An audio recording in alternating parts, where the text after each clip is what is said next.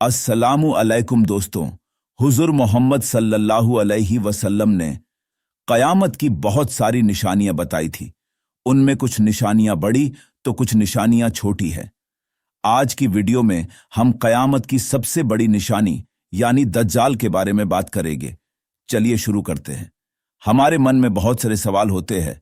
आखिर दज्जाल कौन है, कहां से आएगा, लोग उसके फितनों से इतना डरते क्यों हैं, और वो लोगों को अपने जाल में फंसाने के लिए क्या क्या करेगा।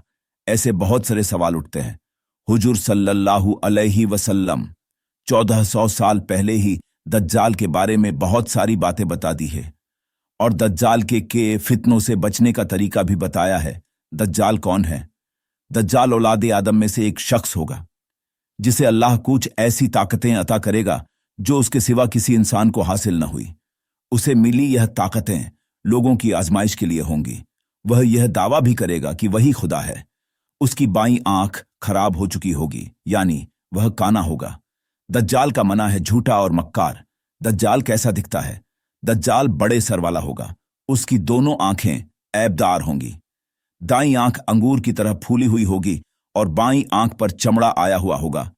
बाल घने व घुघराले होंगे। सफेद रंगत वाला होगा और उसकी दोनों आंखों के दरमियान काफिर लिखा होगा। दज्जाल सबसे बड़ा फितना। अल्लाह के रसूल सल्लल्लाहु अलैहि वसल्लम ने फरमाया, आदम अलैहि सलाम की पैदाइश से लेकर कयामत के दिन तक दज्जाल से बड़ी कोई मुसीबत नहीं।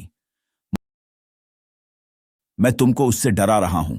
हर नबी ने अपनी कौम को उससे डराया है, लेकिन मैं तुम्हें एक ऐसी बात बताता हूं जो किसी नबी ने अपनी कौम को नहीं बतलाई। वही यह कि दज्जाल एक आंख से काना होगा और अल्लाह ताला ऐसा नहीं है। तुम ईसाइयों के साथ सुलह कर लोगे, फिर एक जंग के बाद रूमी तुमसे गद्दारी करेंगे, मगर तुम्हें जीत हासिल होगी। मालिक नीमत मिलेगा और तुम नुकसान से बचे रहोगे। 3. खुरूज दज्जाल से पहले के 3 साल बहुत सख्ती भरे होंगे। पहले साल 1/3 बारिश व 1/3 पैदावार कम होगी। दूसरे साल 2/3 बारिश व 2/3 पैदावार कम होगी और तीसरे साल न कोई बारिश होगी और न कोई चीज जमीन से पैदा होगी।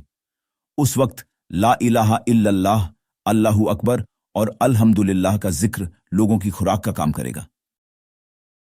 5. अरबों की तादाद काफी कम हो जाएगी।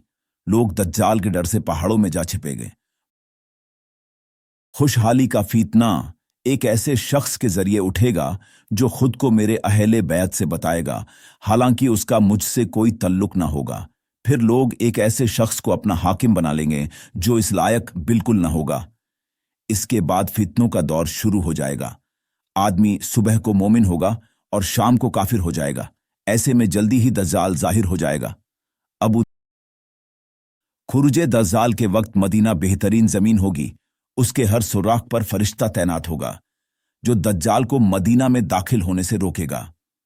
ऐसे वक्त मदीना में 3 जलजले आएंगे और कोई मुनाफिक ख्वाह मर्द हो या औरत ऐसा न होगा जो मदीना से निकलकर दज्जाल से जा न मिले। इनमें से ज्यादातर औरतें होंगी। यह वह दिन होगा जब मदीना अपने मैल कुचैल को इस तरह निकाल देगा जैसे लुहार की भट्टी लोहे के मैल कुचैल को दूर कर देती है।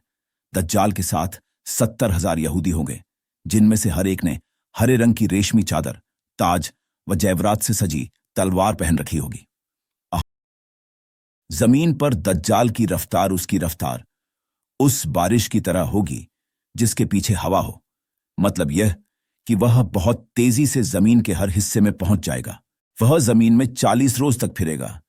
उनमें का एक दिन 1 साल की तरह, एक दिन 1 महीने के बराबर और एक दिन 1 हफ्ते के बराबर होगा। बाकी के दिन आम दिनों की तरह होंगे। गधे पर सवार होगा। उसके दोनों कानों के बीच 40 हाथ का फासला होगा। लोगों से कहेगा कि मैं तुम्हारा रब हूं, हालांकि वह एक आंख से काना होगा और तुम्हारा रब ऐसा नहीं है। उसकी दोनों आंखों के बीच काफिर लिखा होगा जिसे हर मोमिन पढ़ लेगा, चाहे वह पढ़ा लिखा हो या अनपढ़। वह मशरिक की तरफ से आएगा। उसका इरादा मदीना में दाखिल होने का होगा, मगर उहद पहाड़ के पीछे फरिश्ते उसे रोककर उसका रुख शाम सीरिया की तरफ फेर देंगे।